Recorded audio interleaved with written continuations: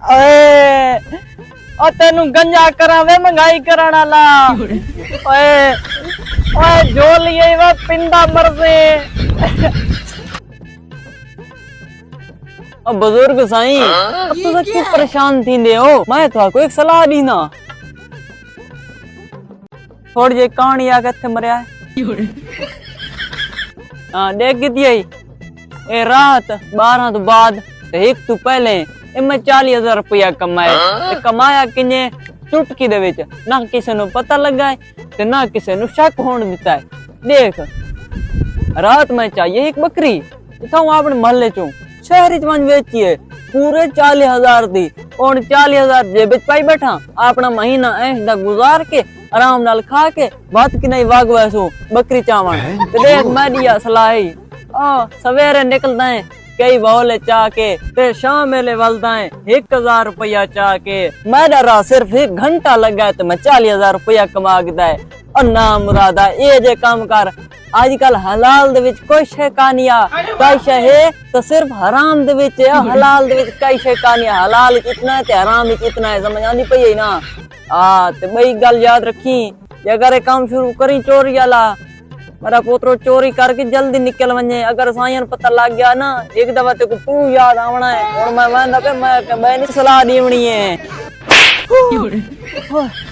ओए हालियो ओए ओए ओए हां भाई ओए हाल वो ओए हां तो काफी अच्छा है यो और ना मुराद और सलाह तो चंगी दे गए भाई ओए सलाह दीवन ला अल्लाह तेको और रिस्क देवे चोरियां चू और मैं निकला ओ मेरी सोटी बहन चोद अभी मजा आएगा ना भिड़ो ओह माय गॉड ये गड़बड़ है बाबा ओए काफी अच्छी नस्ल दा शेर लगा है इंशाल्लाह ये 35,000 तो लाजमी करेसी जेकर ये 3 दा विकदा है तो माई माल माल थी वैसा आज तो का काम ही हो करना है ओए खैर ते चाचा किने की दीवाना है अरे बाप रे ओए ओ मना पुत्र ओए इक्का बकरी आई चाचे दी ओए ये बेचण वाला पिया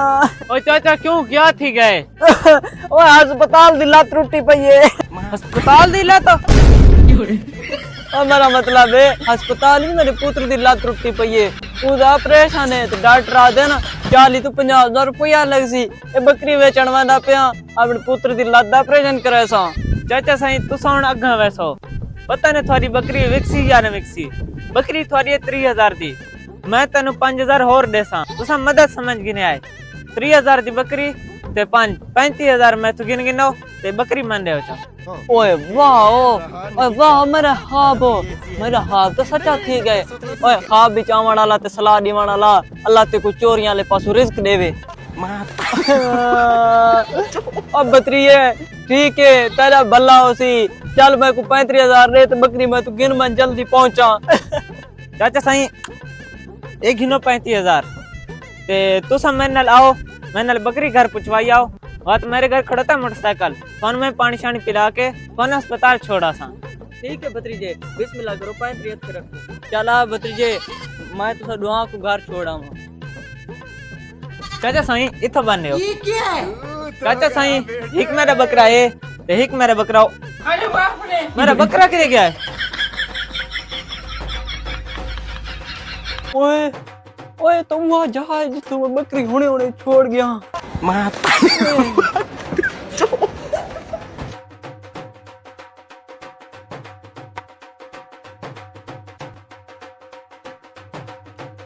चाचा सही इज्जत नाले था वञो तू तो गया बेटे ओ चाचा सही ते कोई काम करने शर्म तो ना आया उसी भतीजे जेब सावी करण दे पिछू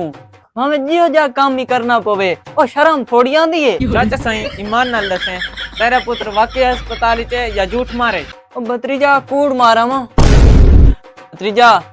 ओ पुत्र तो मेरा है ही कोई ना ओ अस्पताल च किडो सी ओ भतीजा आपने खर्चे पानी से ए काम कीता माशाल्लाह चाचा सही केडी सोनी पग बदी वना है ओ भतीजा इससे जे पग देवी तो बरकत है अच्छा ठीक है चाचा साईं जेड़ी होनी है हो गई है हुन तू ये पैसे ही रख ते बकरी रख इतनी खुशी ते हुन इंशाल्लाह 35,000 भी ते ए बकरी भी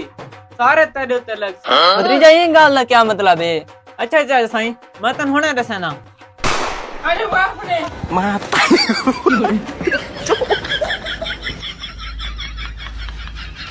जा भासड़ी का चोरी करने आया है अब यहीं पड़ा रहा है